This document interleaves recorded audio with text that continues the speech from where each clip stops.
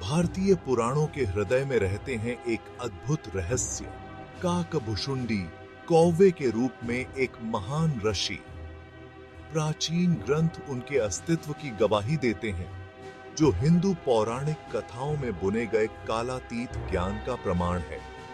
वे सिर्फ एक ऋषि नहीं, बल्कि त्रिकालदर्शी हैं, जो भूत, वर्तमान और भविष्य को एक साथ देखते हैं।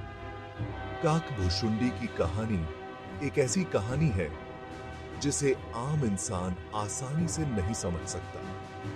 वे परम मुक्ति का प्रतिनिधित्व करते हैं, एक ऐसी आत्मा जो समय की बेड़ियों से मुक्त है। उनका अस्तित्व हमें याद दिलाता है कि वास्तविकता हमारे देखने से कहीं ज्यादा गहरी और जटिल है।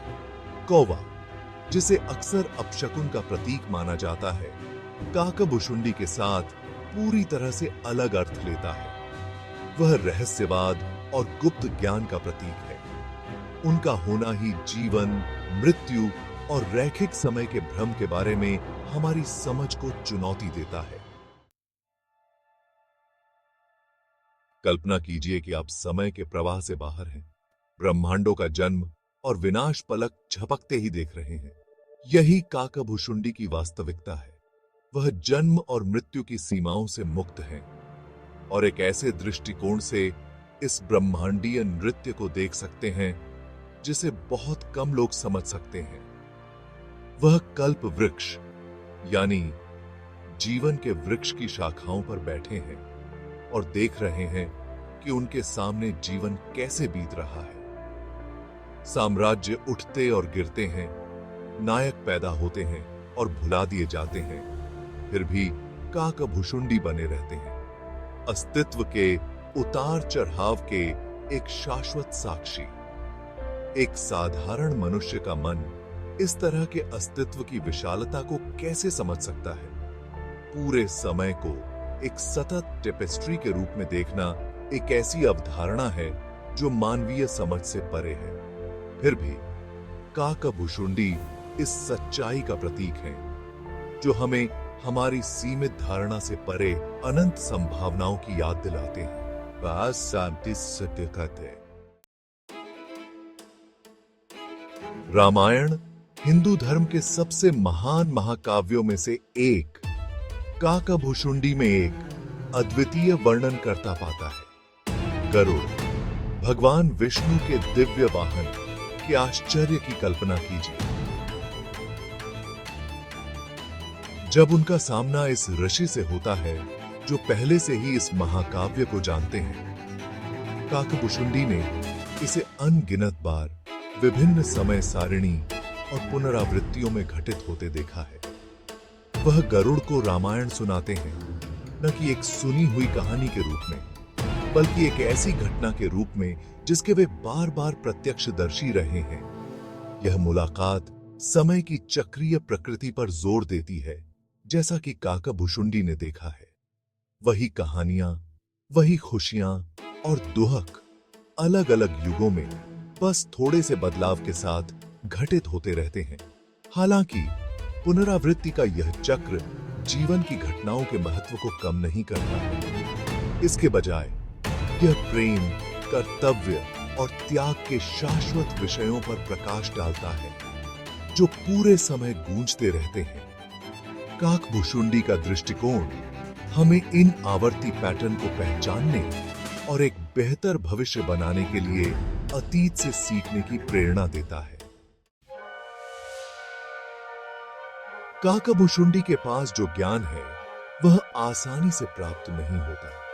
यह न तो शास्त्रों में मिलता है और न ही किसी सांसारिक पाठशाला में पढ़ाया जाता है। उनका ज्ञान प्रत्यक्ष अनुभव से, अनगिनत युगों से ब्रह्मांड को प्रकट होते देखने से आता है।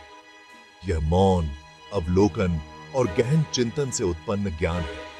सत्य के साधक जीवन भर ध्यान कर सकते हैं, इस उम्मीद में कि उन्हें काकभुशुंडी के ज्ञान की एक झलक मिल जाए। लेकिन ऐसा ज्ञान दिया नहीं जाता। इसे वैराग्य, आत्म साक्षात्कार और ब्रह्मांडीय लीला के प्रति पूर्ण समर्पण के माध्यम से अर्जित किया जाता है। काकभुशुंडी जिन रहस्यों को धारण करते हैं, वे कमजोर दिल वालों के लिए नहीं हैं।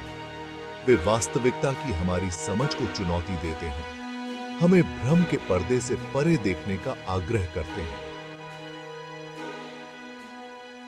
ज्ञान की उनकी फुसफुसाहट युगों युगों से गूंजती रहती है। उनका मार्गदर्शन करती है जो सत्य सुनने के लिए तैयार है।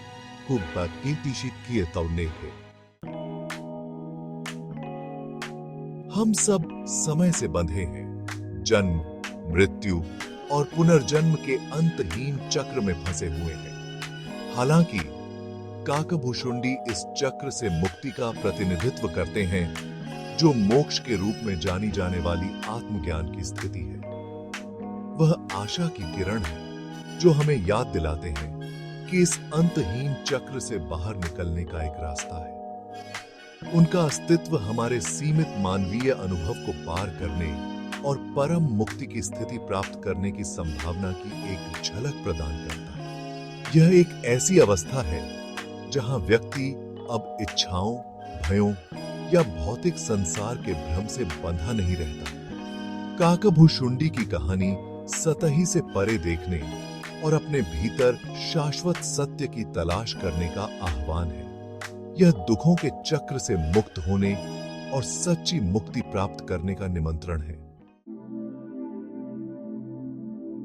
हालांकि काकभुशुंडी हमारी पहुंच से बाहर हो सकते हैं, लेकिन उनकी शिक्षाएं हमारे जीवन में बहुत प्रासंगिक हैं।